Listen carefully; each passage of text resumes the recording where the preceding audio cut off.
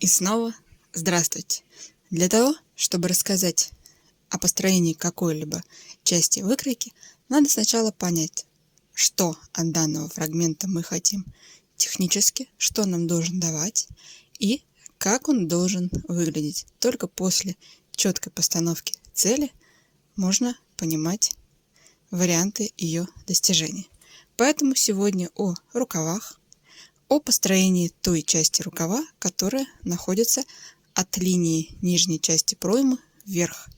То, что называют окатом, то есть часть, ограниченная окатной линией. Для того, чтобы построить рукав, надо ответить на вопросы, характеризующие конструкцию рукава. Прежде чем строить, надо четко понимать, что вточной одношовный рукав в базовом исполнении, без декоративных дополнений, по моему мнению, самый сложный. Именно на нем не скрыть никакие ошибки под видом дизайнерского прочтения. Потому надо решить, точно ли он нужен именно базовый. Возможно, нужен с другим объемом или вообще другие типы рукавов. Например, реглан. Основной смысл вточного рукава. Он отрезной полностью от проймы. Так что швы нужны там, где нужно изменение объема. Например, на плоскость объемность или уплощение, где прямое направление ткани идет большей объемностью, чем надо. Само изделие переходит в рукав обычно плоскостью, а в отрезном рукаве нужно вместе шва изменение объемности, высоты, увеличением или уменьшением. Изначально не для всех подходит вточной рукав. Например, для тех, у кого объемные плечи, можно использовать реглан, как скрывающий увеличение плечевой пояс. Я говорю сейчас о стилистике. А для тех, у кого плечи выглядят уже, чем нижние линии, талии, бедер, можно использовать удлиненное плечо. Вточной с естественной линией плеча подходит больше для тех, у кого уравновешены объем груди, плеч, бедер. Повторюсь, речь сегодня о классическом без дизайнерских дополнений. Итак, вопросы, на которые нужно решить, что и как чертить. Какой должен быть внешний вид по желанию? У изделия какая фигура? Технически обязательные нюансы, необходимые: ткань, крой, что чем является структура, соответствие рукава возможности двигаться, соответствие рукава силуэту по желанию и по необходимости. Что важнее, если необходимо выбирать? Желание или необходимость? Двигаться или внешность? Ваше самостоятельное определение ответа на эти вопросы даст понимание процесса построения. Я постараюсь охарактеризовать результаты возможных вариантов ответов на процесс построения рукава. Потому данное видео не может быть кратким. Собираясь строить рукав, надо критически оценить изделие, для которого будет строиться рукав. Это необходимо сделать вкупе с оценкой фигуры. Потому: первое – полное описание желаемого внешнего вида рукава. Второе – оценка фигуры. Рукав может ли иметь какие-то швы? Верхний, как замена нижнего. Все помним, что швы располагаются там, где нужно не только соединить два края вместе, как нижний шов, который просто соединяет рукав в кольцо, а возможно заменить его на верхний шов, чтобы соединять детали с изменением объема, высоты в каком-то нужном конкретном месте. То есть шов становится не только техническим, но и функциональным. Рукав симметричной ширины по низу и по верху, или может заостренный вверху, естественной ширины, плоский или наполненный вверху под точкой окончания плеча. Приемлема ли свобода у контрольных точек в широких рукавах? Не смущает ли вас внешне это? Не кажется ли вам это недопустимым? Выточки для добавления объемности, без складок, защипов. Или скрытие объемности от излишней длины оката. Могут ли эти выточки быть? Приемлемы ли какие-то нижние, поддерживающие форму, составляющие? Подокатники, Подплечники. Если рукав прозрачный, что можно показать из технической части рукава? Плечо удлиненное, укороченное, естественное. Соответственно, и окат рукава пониженный, повышенный или полной высоты. Далее, оценка фигуры. Первое – оценка плеч. Не всегда присутствует сутулость и перегибистость спины при измененном от естественного положения плеч. Сутулость и противоположная перегибистость – это удлинение и округление позвоночника, центральной части спины. В то время как отведение руки, плеча вперед или назад, несомненно, сказывается на параметре ширина спины и груди, замеряемых между точками примыкания рук к торсу. Первое и второе – это не обязательно взаимозависимы, но могут быть одновременно. Так же, как и асимметрия, она индивидуальна, но нужно уметь ее просчитывать и с ней строить. Отведенные вперед плечи, удлиненная линия проймы спинки, спрямленная, пологая, а линия проймы переда укороченная, более вертикальная, с более контрастным переходом на верхнюю горизонталь, то, куда кладется подплечник. Отведенные назад плечи, соответственно, наоборот. Обратите внимание, я не стараюсь сравнивать с мифическими стандартными. Кто эксперт в этом? Что считать стандартом? И насколько те, что перед вами, не соответствуют этому золотому стандарту? Мне важно при изготовлении выкройки найти вертикаль центра рукава и определять контур оката относительно этого центра, сопоставляя между собой части оката те, что есть передо мной, а не какие-то стандартные. Окат строится относительно вертикали центра рукава, так как в одношовном рукаве нет меток, что сдержит ширину рукава на одном участке больше, а на другом меньше. Там все равномерно. А окат подстраивается под линию проймы. Потому и надо определить, сравнивая, где участки длиннее, короче, где больше или меньше углы наклона, кривизна участков, спрямленность, переход между обеими горизонталями к вертикалям, между обеими горизонталями к вертикалям, где находится самая верхняя часть оката, смещена ли вперед или назад вертикаль центра. Далее стоит отметить возможность равности ширины вверху и внизу оката. Чем меньше размер изделия, обычно измеряемый по груди, например, 44, 46, 64, чем меньше размер, тем легче этого добиться. То есть горизонталь нижняя и горизонталь верхняя более равномерны по ширине. Чем больше размер одежды, тем больше тело расширено в нижней части оката, совмещаемая с линией, называемой глубина проймы. Сложнее добиться симметричности при малой свободе облегания, без дополнительных элементов. Симметричность горизонтали верхней и нижней добиться сложнее, чтобы они были равномерные, если не использовать дополнительные элементы, подокатники, подплечники, наплечники, как угодно. С другой стороны, когда фигура спортивная, плечевой пояс развит, проще построить округлую вверху линию.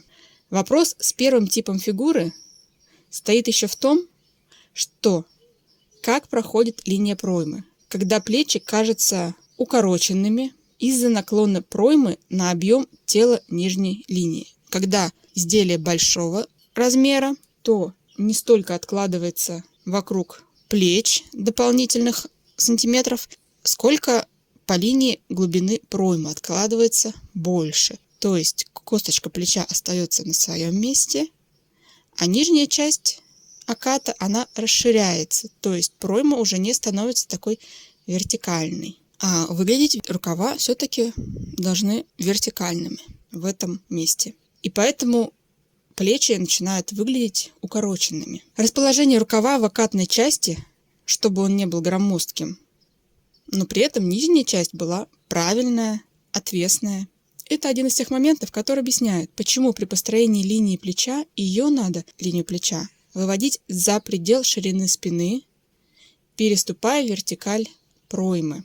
Вместе с величиной плечевой выточки или посадки, если из проймы она переведена в плечо. Теперь надо разобраться со структурой рукава, частично уже обозначенной выше и в других видео.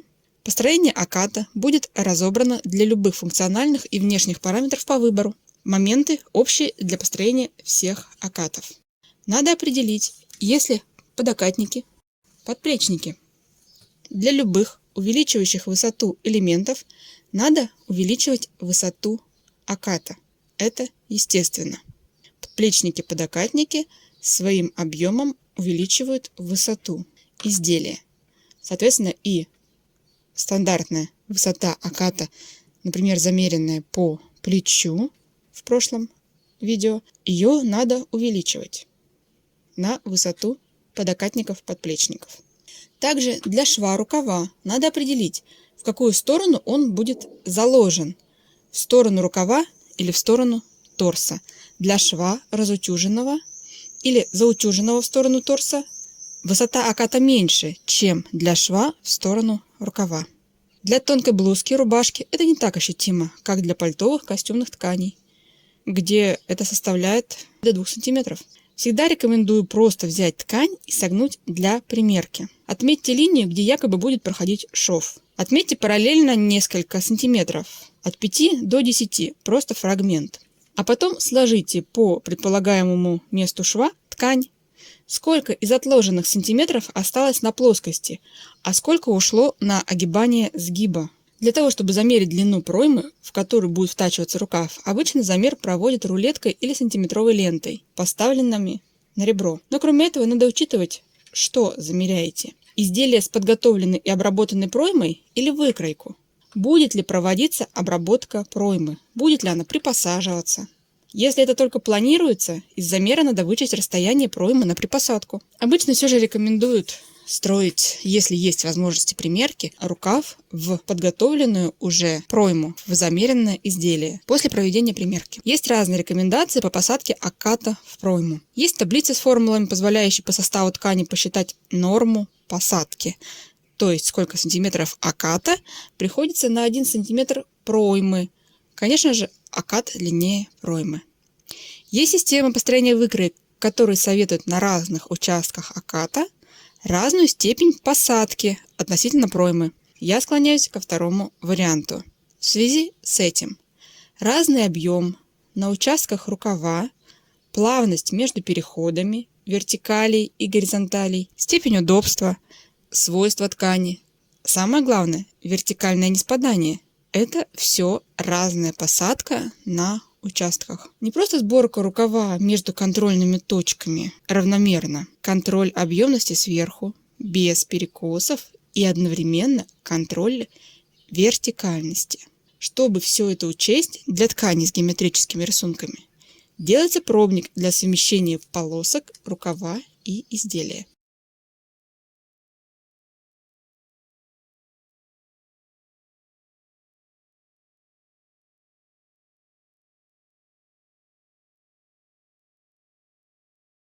Немного о форме линии оката. Не на каждом сайте книги встречают такой взгляд, поэтому рассказываю.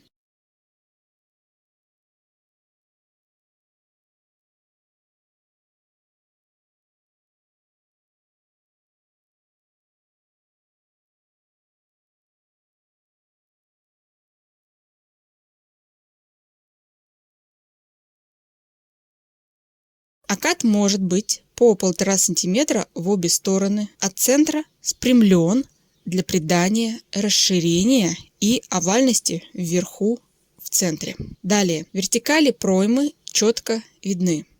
Рукав втачивается в них, значит тоже имеет вертикальные линии. Но вверху плечи уже, ниже уровнем корпус тела шире. Очевидно, не параллельное положение вертикалей, а сужающееся вверху. Потому рукав имеет такое же положение внешней линии. Но пройма по ширине плоскость, в то время как рукав, расположенный между этими вертикалями проймы, покрывает собой объемную руку. То есть расстояние по пройме между вертикалями одно, а для рукава должно быть шире. Соответственно, оно выдается объемом наружу. Очевидно, чем объемнее рука, тем шире расстояние между этими линиями оката. Поэтому о какой стандартности может идти речь, Явно это все должно быть индивидуально. И это на всей протяженности по высоте аката. Разная выпуклость, разная объемность, что в верхней, что в средней, что в нижней точках высоты аката.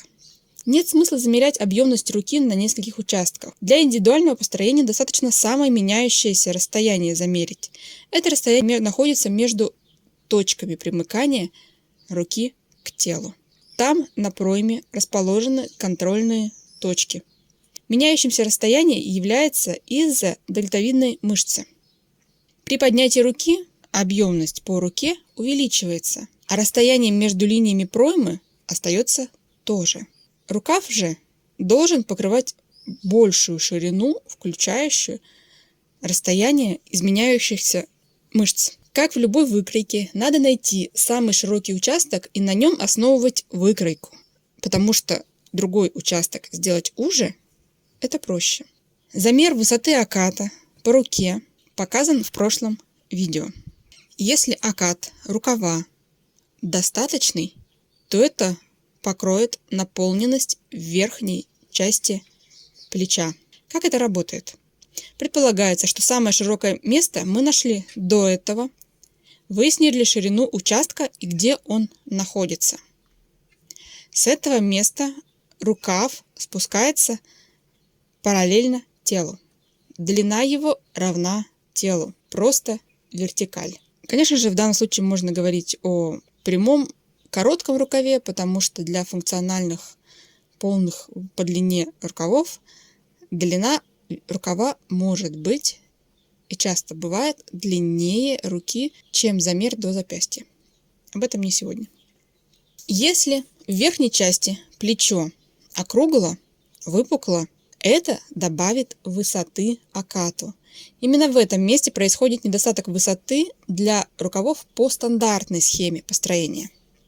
Вверху рукав примыкает к смыканию полочки и спинки в горизонтальном участке, так что также имеет горизонтальную линию в центре. Нижняя часть рукава в раскрытом виде зеркально отражает сомкнутую часть проймы. Там обычно нет посадки объемности. Мы наметили контрольные места, очерчивающие акат рукава. Верхняя плоскость, прямая на некотором расстоянии, вертикали, не параллельные, и нижние округлые части, повторяющие пройму. Но этого еще недостаточно. Теперь можно провести замер длины проймы. Не предлагаю вам доставать курвиметр. Достаточно сантиметра мягкого или рулетки на ребро. Естественно, акат рукава не должен быть меньше длины проймы. Это наши контрольные моменты. Мы должны соединить наши линии в одну. Надо начертить горизонтальную линию и отметить вверх на перпендикуляре высоту аката по замеру с плеча. Если нужно, то добавить озвученные моменты на подплечнике, направление шва. Также, если рукав достаточно свободный относительно руки, то он проходит на расстояние от тела. Соответственно, на данное отдаление также нужно добавить несколько миллиметров, в зависимости от дистанции. Потому что замер мы делали четко по руке. А если ткань отдаляется, то это расстояние также надо учитывать. Далее нужно понимать, что акатом рукав крепится к пройме, но больше ничем, никак не направляется ни в какое направление. Потому вся ширина рукава распределяется равномерно вдоль руки. Нужно найти на руке во время замера самую высокую точку. От нее при обычном положении руки центральная часть, вертикаль, спускается вниз отвесно. При сутулых плечах, направленных вперед, эта точка смещается вперед. И все бы ничего, но она самая высокая. Потому просто перенести центр, куда захочется, не получится. Это основная точка опоры. Можно подплечниками, подокатниками немного нивелировать разницу с участками рядом. Определившись с направлением, становится понятно, как от нее вести влево или вправо горизонтальную линию аката. Соответственно, и шов плеча мы не обязаны направлять к изначальной точке. Подчеркивать то, что нам не очень хочется, мы не обязаны. Можем куда хотим направить шов плеча. Теперь надо вспомнить, почему я вначале настаивала на четком понимании, какой должен быть рукав. Если он наполненный, то верх оката одним образом строится. Уплощенный – иначе. Менее наполненное тканью пространство вокруг плеча. То есть линии зависят не от каких-то сантиметров выше или ниже линий, рекомендованных кем-то, а строить для себя надо строить для себя. Если изделие малообъемное, силуэт приталенный, линии проймы достаточно повторяющие контур тела, спереди и сзади выточки стремятся к полному закрытию, линии проймы короче и более переменчивы по направлению, округлые, чем для более свободных силуэтов, где выточки не полностью забраны, расслабленный образ. Там линии менее приближены к телу, более удлиненные, спрямленные. Потому и окат должен быть соответствующим. В зависимости от того, какая ткань, что она позволяет с ней делать, линия оката может быть более длинной, чем пройма.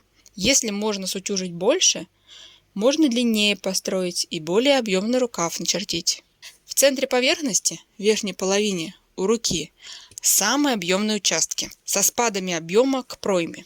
Но, напоминаю, ширина распределяется равномерно вокруг руки, потому на объемных участках получается меньше свободы, а на спадах больше пустот под рукавом. Потому что, несмотря на точечное увеличение объема руки, учитывается общая суммарная ширина. И там, где объема больше, на нее приходится меньше свободы, а где более узкие участки руки, приходится больше свобод. Несмотря на разные рельефы, обычно есть стремление сделать симметричный рельеф. В том числе есть стремление к красивому окату, уравновешивая нижнюю и верхнюю часть. При сильной разнице не всегда получится без дополнительных материалов под окатом сделать его равномерным. Самое главное – сохранять параллельность всех вертикальных линий. Когда рекомендуют равномерное распределение оката по пройме, не дают рекомендаций, на что ориентироваться. Итак, первый шаг. Замер обхвата плеча. Исходя из желаемого силуэта и необходимости оформить ширину на дельтовидную мышцу, надо определиться со свободой облегания. На линии низа оката откладывается суммарная ширина обхвата плеча и прибавки. Посередине этого отрезка возводится перпендикуляр высотой оката с необходимыми прибавками. Рукав имеет объемную боковую часть и плоские верхние и нижние участки. Как говорилось выше, вся ширина распределяется равномерно по рукаву. Почему? Весь рукав – это параллельные вертикальные линии. Если какую-то часть сместить, что часто и происходит при равномерной при посадке, когда стремятся просто не создавать складочки очевидные, вместо положенных по длине направлений при смещении окатной части левее или правее, линия оката будет примыкать к пройме выше или ниже положенного. Любая линия, направленная по диагонали, будет направлена по направлению другой длины, а рукав не меняется по длине. Что же будет с длиной рукава? Натянутости или провисающей складки? Внизу рукав никто никак не формирует, он спокойно расположен. Так что надо равномерно распределять и верх, чтобы он с нижней частью соотносился соответственно. Нижняя часть рукава, та, что примыкает к телу, должна просто параллельно вниз располагаться. Некоторые считают, что туда надо распределять часть излишней длины оката. Не вижу необходимости в этом. Пройма в нижней части располагается так, как есть. Рукав также параллельно должен к ней примыкать. Значит, от краев оката зеркально нужно отложить части проймы. Центр проймы – самая низкая точка. Это края рукава. Пусть слева будет на рукаве спинка, справа часть кпереду. Отрезок от центра проймы, идущий к округлому углу, примыкающему к вертикали проймы, с подъемом, откладывается на рукаве от края к центру. Тут надо внимательно посмотреть. Перечерчивать, прикладывая выкройку к рукаву, надо до определенной точки.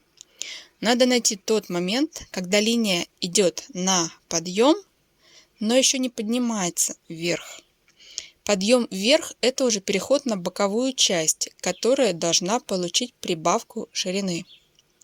Если сложить рукав по шву, то станет понятно, что слева и справа от вертикалей, делящих на четверти рукава по ширине, находится та часть, что огибает руку с боковых плоскостей. Чем уже рукав, тем ярче эти переходы. Чем шире, тем спокойнее облегание тканью руки. Именно в этих местах находятся точки, соответствующие контрольным точкам на пройме. Их высота должна быть не меньше, чем на выкройке на пройме. Высота – это расстояние от линии глубины проймы до этих точек. Соответственно, это линия высоты оката в этом месте, не меньше. Не меньше это означает, что либо она равна, либо выше на высоте оката рукава. В этом месте рукав должен примыкать и спокойно параллельно спускаться. Для наплыва объема можно по окату рукав сделать выше. Для понимания линии надо теоретически представить овал под окат. Об этом я говорила чуть выше. Ширина овала не меньше ширины проймы на выкройке. Нижняя часть лежит на почти всей ширине проймы. Почему почти? До точки, которой копировали низ оката. От центра вверху оката ширина должна быть такая же. Рукав же параллельный. Также в самом центре по прямой около 1,5 см в каждую сторону без припосадки. Это те участки, которые четко определены. Вся припосадка распределяется между ними. Далее линия определяется по контуру овала плавными линиями без резких переходов с направлением на контрольные точки. Можно приложить сантиметровую ленту ребром по теоретической линии и промерить длину. Она должна быть больше длины проймы. Она должна чуть плавнее, но копировать контур проймы. Угловатости, покатости. Надо понимать, что вертикальные участки для меньших размеров более ярко выражены, для более широких пройм они более покатые. Вертикальные участки проймы на некотором расстоянии от контрольных точек не требуют припосадки. Наибольшая концентрация припосадки расположена там, где нужно сделать уравновешивание объема. Есть один нюанс. На ярких переходах плеча не стоит делать припосадку заметной. Когда плечи отведены в каком-то направлении, например, вперед, то по спине более пологий участок. Спереди горизонталь к вертикали переходит углом.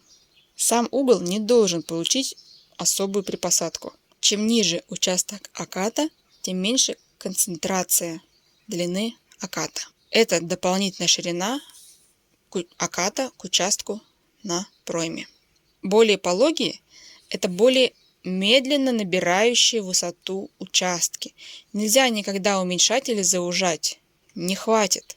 Потому надо добавлять к малому. Резкое повышение, высокие участки становятся ориентиром, к которому стремится симметричность второго участка. На самом верху, отступая от центра, концентрация наибольшая. Там возникает некоторый навес рукава над плечом. Чем плотнее ткань, тем меньше она провиснет. Любой напуск – это дополнительная длина. Потому, несмотря на понижение плеча, линия идет не сразу вниз. Чем дольше в сторону она идет, медленно спускаясь, больше напуск. Это все для симметричности переда и спинки, для внешней овальности, равной вверху и внизу. Поднимаясь снизу, надо делать напуск, делая линии в высоту больше. Если это запланировать, а не делать хаотично, просто легко присбаривая равномерно, то форма рукава над плечом будет более овальна, а не заострена, без складок. Никто не знает, какая у вас ткань, ширина руки, положение плеча. Не забудьте в самом конце сделать замер длины оката и проверить, не слишком ли он большой для вашей ткани по пройме. В одном из следующих роликов покажу, как легко можно втачать рукав в пройму, когда все запланировано, а не при втачивании надо куда-то распределять окат. Когда на линии, чтобы они смотрелись вертикально, равномерно распределяют части рукава с недостаточной высотой, от чего возникают натянутые участки или наоборот провисающие. Самое главное, везде нужна практика.